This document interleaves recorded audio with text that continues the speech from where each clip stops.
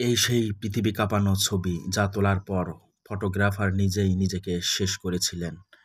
ছবিতে একটি শকুন বসে আছে কঙ্কাল এক শিশুর মৃত্যুর অপেক্ষায়, যেন মারা গেলেই সে ঝাঁপিয়ে পড়বে লক্ষ্যবস্তুর উপর। ছবিটি তুলেছিলেন দক্ষিণ আফ্রিকার ফটোগ্রাফার কেভিন কার্টার। ১৯৯৩ সালের মার্চ মাস, দুর্ভিক্ষ পীড়িত সুদান। কোথাও এক ফোঁটা দানা নেই, ক্ষুধার যন্ত্রণায় কাতর শিশুটি এক মুঠো খাবারের সন্ধানে আওধ শহর থেকে আধা মাইল দূরে জাতিসংঘের খাদ্য গুদামের দিকে অগ্রসর হচ্ছিল।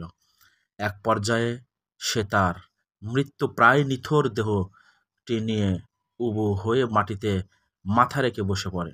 ঠিক তখনই একটা শকুন এসে লোপুপ দৃষ্টি হেনে শিশুটির মাংস ভক্ষণ করার জন্য প্রতীক্ষা করতে থাকে।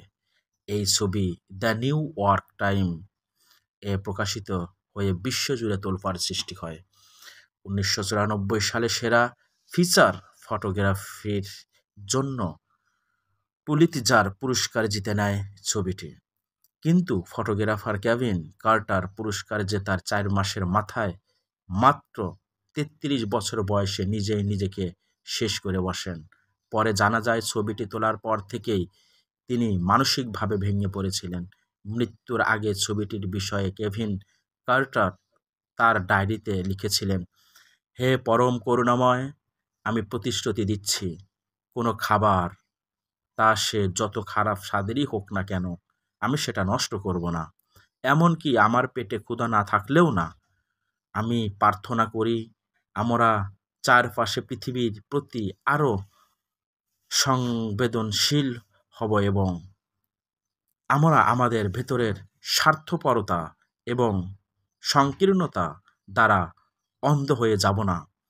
আমি আরও প্রার্থনা করি তুমি ওই ছোট্ট ছেলেটিকে রক্ষা করবে, পথ দেখাবে আর ওকে ওর দুঃখ থেকে মুক্তি দিবে।